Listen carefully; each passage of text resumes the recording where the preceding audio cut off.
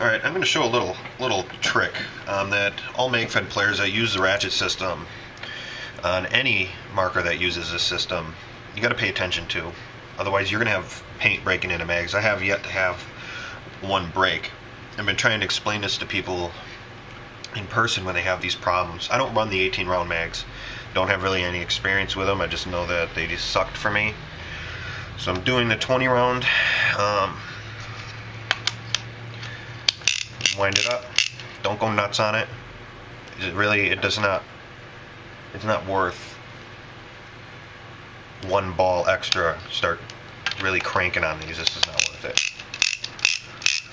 What I do on the mags, mil sigs, is you'll see the lead plunger and you have this hole. I'll bring it up the back of the plunger right up to that hole. Not past it or even in it.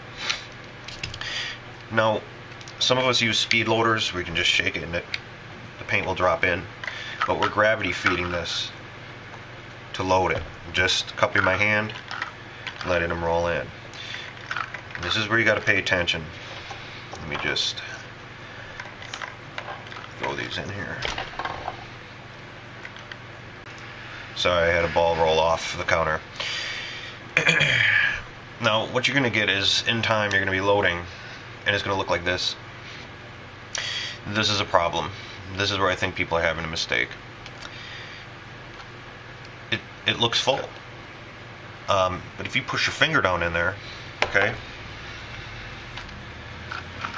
Even when you're shaking it, push your finger down in there, you're going to have a gap. Okay? It looked full. 1, 2, 3, 4 balls. It looked full, but the problem is 4 balls worth of space would have been having a gap. This plunger would have had 4 paintballs of acceleration, and it's going to ram the other one. And I think the stress points are going to be on the corner around here. So make sure you push. I mean, don't pry them down, but I mean, you just touch it and it will just drop in. That I think is a problem. So now if I release this, we can try to see if it moves. They barely even move. Okay, that's a full mag. I'm going to cut this camera.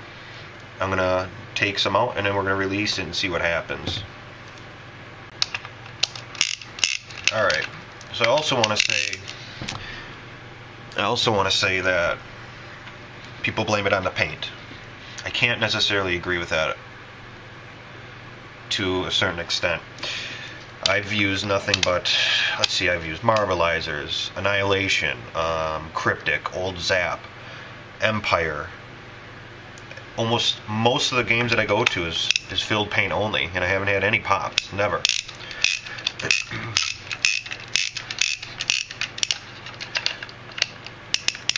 Alright, so I'm going to load this to where there's maybe 4 balls missing. And once again, you'll see it will look like it's full by just letting them drop in. That's usually what we do. Just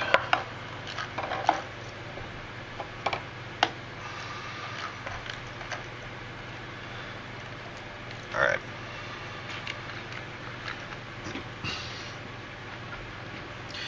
Alright, so now that it looks full, there's a gap here. So when I put this into the mag well, it's going to send this plunger into it.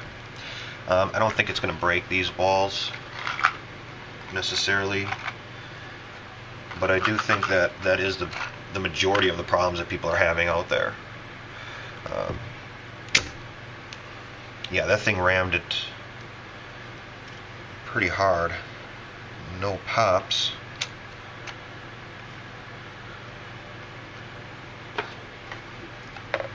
So I'm just kind of doing a little video like this. Basically, is just how to properly load your magazines and the winder setups and the winder mags. Yeah, it might sound simple, but there are little things that you can miss that I've noticed work very well for me.